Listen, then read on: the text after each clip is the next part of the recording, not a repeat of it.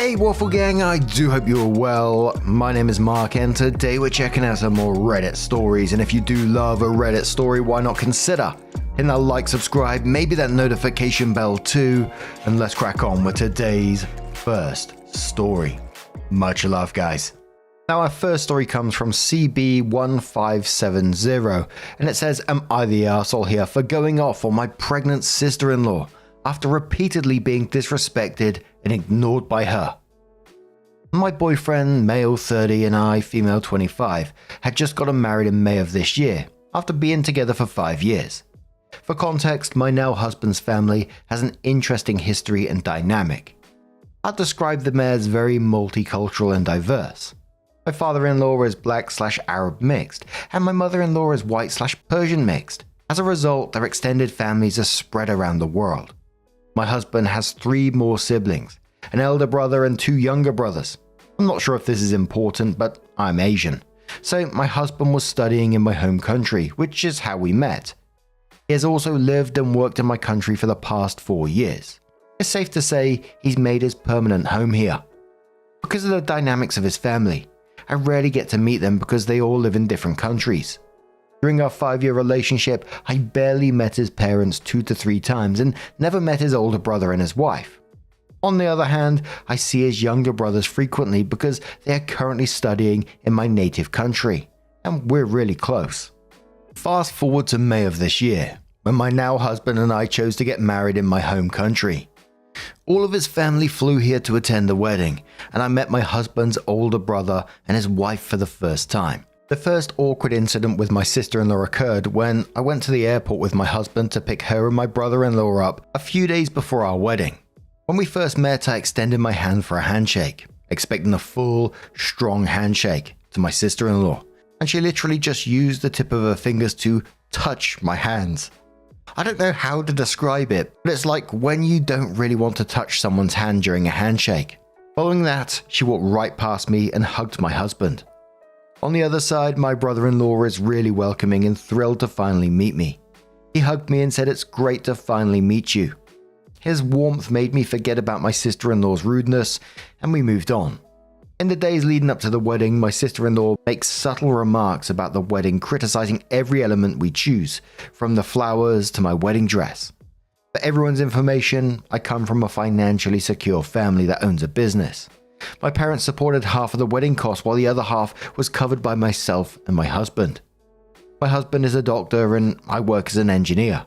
One thing that frustrates me is how my sister-in-law keeps telling me how fortunate I am to have a wealthy family to mooch off from. And I'm sure we're throwing a lot of tantrums at my parents given how enormous and luxurious the wedding is.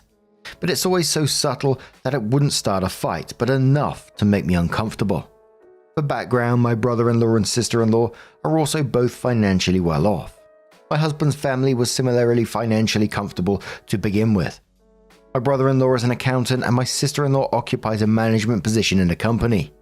She's also a lifestyle influencer with quite a large following on Instagram, and they live in Dubai. You know how expensive the city is. Fast forward to September of this year. My husband and I received an invitation from my brother-in-law and sister-in-law for a gender reveal party and baby shower in October, which occurred a few days ago. We were ecstatic and decided to book our flights to Dubai immediately after receiving the invitation. For your information, there will be 2 separate events: a gender reveal party for brother-in-law, sister-in-law, and their respective families and acquaintances, and a baby shower for my sister-in-law and her female family members and acquaintances the following day. I was invited to both parties, and I was supposed to attend the baby shower without my husband, which I believe was a nice opportunity to bond with my sister-in-law. But then my sister-in-law contacted my husband one day before the gender reveal party and informed him that I was not invited to the baby shower. The reason is that she does not want me to draw attention away from her during the event. My husband and I were plainly perplexed as to how and why I'd be diverting attention away from her. And the reason is that no one knows or has ever met me, so they will ask, and she does not want to spend time explaining who I am to her guests. Because my husband and I do not want to cause any unnecessary drama, we just agreed that I will only attend the gender reveal party with him. On the day of the gender reveal party, I went with my husband, and my sister-in-law did not speak with me at all or even recognize my presence. I tried to make small chat to congratulate her, but she just blew me off each time. My brother-in-law, on the other hand, is as friendly as ever, thankfully. When the party appeared to be coming to an end, I went out to the car to get the gift I had purchased, apparently for the baby shower, but because I would not be attending the baby shower the next day, I decided to give it to her that day. During that time, the guests began to leave, and when I handed her the gift, she screamed at me loudly. The first thing she said was, "Don't you have manners?" I was clearly taken aback and bewildered. She then accused me of attempting to assert dominance by flaunting my wealth and rubbing it in her face, as well as looking down at her. For those that are curious about the present I bought, I purchased a baby blanket and sleeping bag from Dior, and the present is in the Dior shopping bag. I felt humiliated after being screamed at and my blood was boiling at the time. I yelled back in rage, asking her what I did wrong to deserve to be treated so disrespectfully by her. I said that her insecurities were not my responsibility, and as she despised me that much, she should not have invited me in the first place. She appears stunned by my words and begins crying. Both my husband and brother-in-law rushed towards us to calm us down. My husband suggested that we leave as well, as some guests had already begun to leave. It happened 3 days ago, and since then everything has been quiet. Nobody said anything, and now I feel horrible for yelling at a pregnant woman. Nah, not the arsehole. I mean, as we always say in these stories, being pregnant, mental health, grieving, whatever it is, doesn't give you an excuse to be an arsehole to someone. There's clearly a lot of insecurity going there, that she's viewing you as some kind of like a competition and then decides to treat you like shit because of it. You know, I just want to have nothing to do with that person. I'll be no contact until they come to my face and say, look, I'm sorry for the way that I treated you. Nola Love says, let me tell you something. People will fuck with you till it stops being fun for them. You made it stop being fun for her. You let her know the gloves are off, and if she swings at you, you will swing right back. No matter where, no matter who's there. You handled it perfectly. She knows going forward a disrespect will be met with the same and louder. It's the only way to make her act civilly.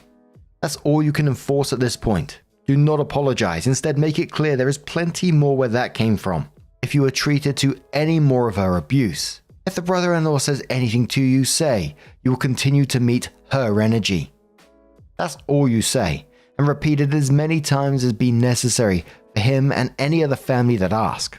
Anony Moosehead says, not the arsehole, she's clearly a miserable person and it has nothing to do with you. She will always be like this because it's who she is. Just avoid and ignore her as much as possible. Key Step says, not the arsehole, sister-in-law sounds delulu and clearly insecure.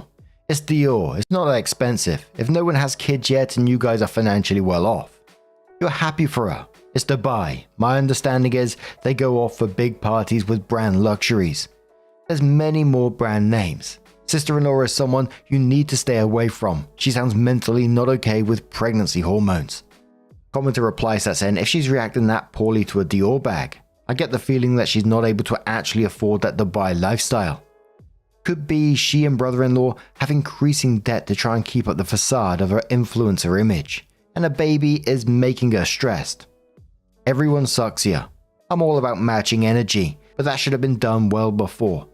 Having a screaming match in public makes you both look bad. Learn to address issues with her as they happen, and not at big events.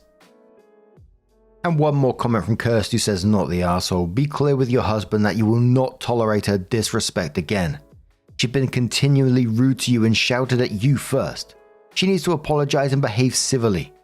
You will clearly never be friends, but if she cannot be civil, then she will never be anything more than a stranger that you will never be around.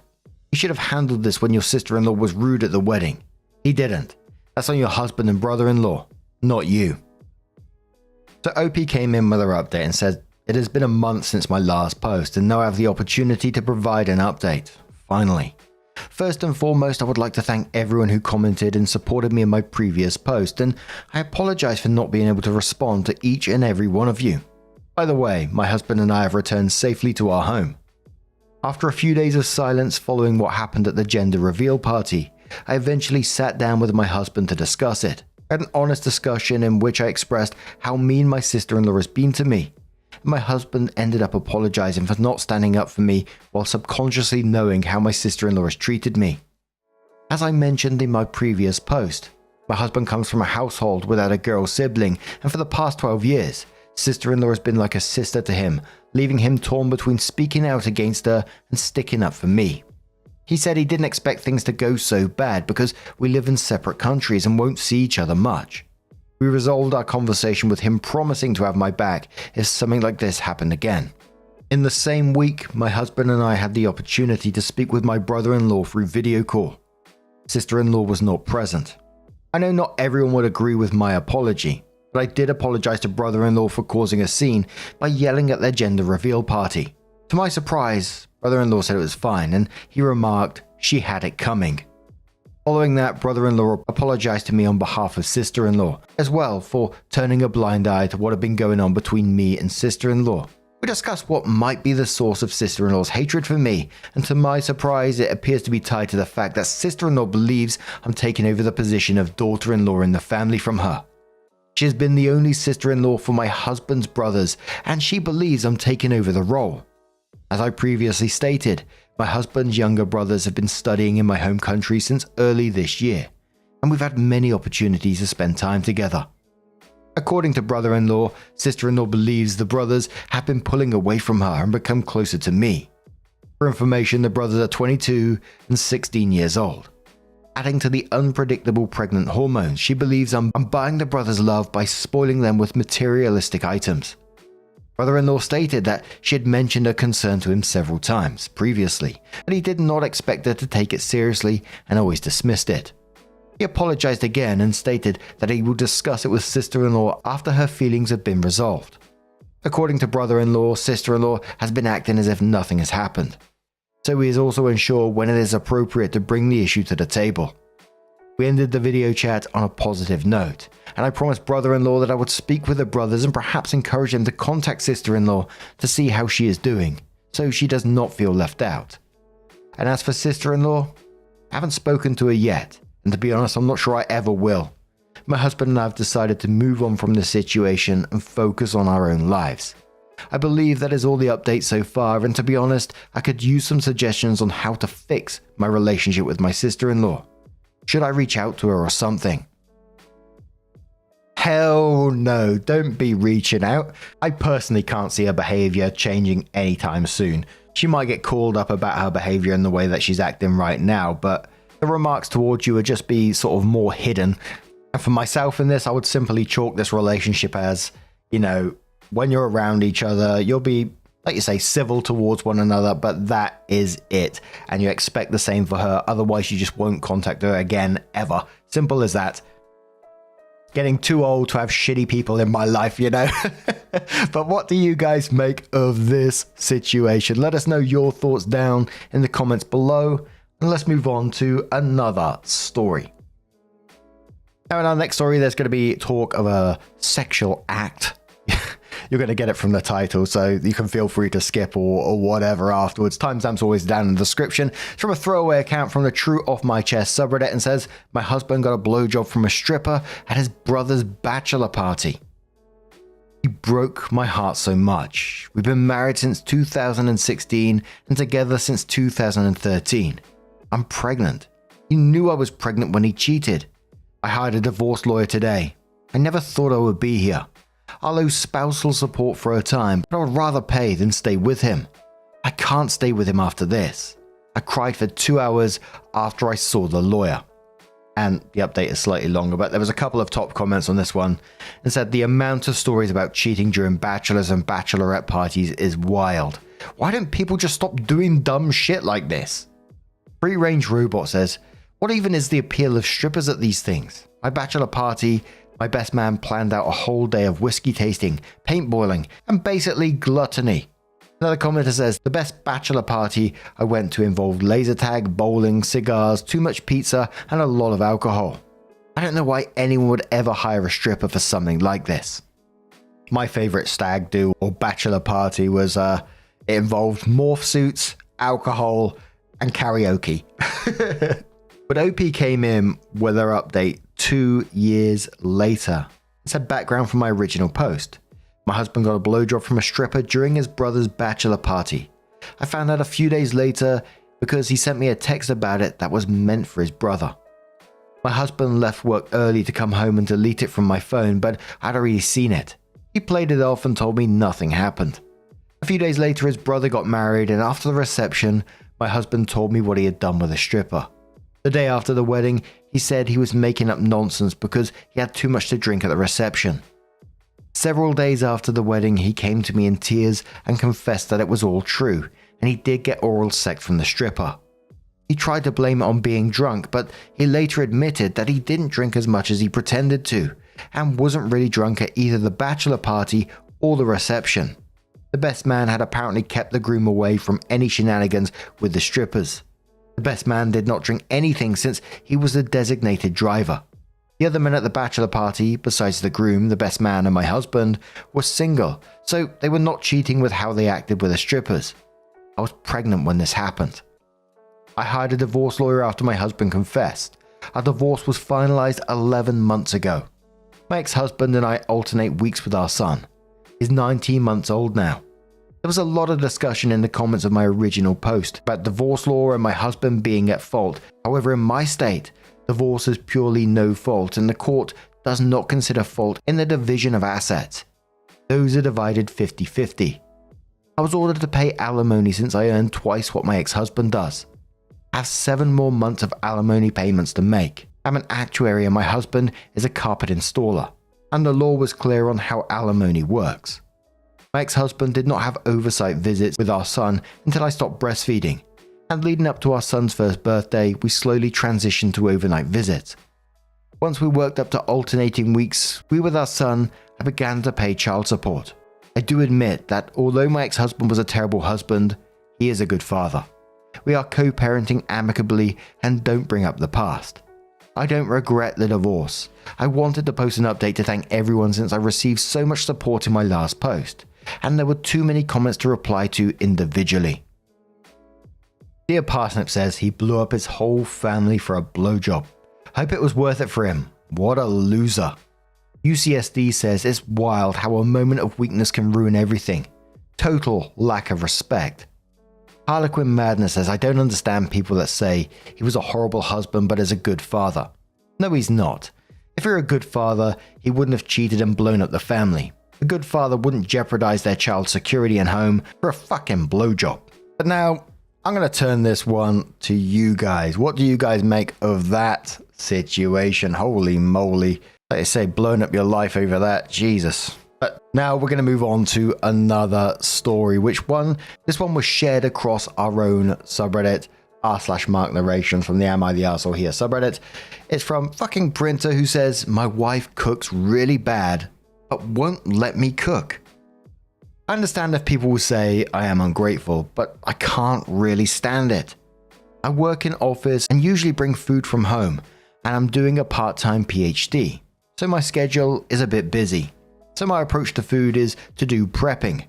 I prep on weekends and usually heat them on weekdays when I have to work. Things have changed now that we live together and got married. My wife would say not to waste time on the weekend with prepping if we can go out dating. I complied. We went out every weekend because that's really the only time I'm available and can take her out. So now she decided to start cooking. But her cooking is just terrible and I can't stand it. One time she packed me like only pasta in the container for work. Just that. Pasta without sauce or anything, and she told me that's how people eat pasta. And I'm eating pasta wrong my entire life. Once she packed me 2 slices of bread. That's all. She once made me fried rice with just vinegar because she liked the taste. I'm at the point that I puked once. So I decided to talk to her about it because she bought a frozen hash brown and boiled it because she said it's too oily. Now she told me I'm ungrateful for what she has done. How should I navigate this? I can't seem to figure it out. I'm willing to cook, but she won't let me at all. Am I the arsehole here? Oh, I was getting vibes of the experimental Thanksgiving person who's just making random stuff to bring to Thanksgiving dinner. We're still waiting on the full update for that one, by the way, after Thanksgiving, of course.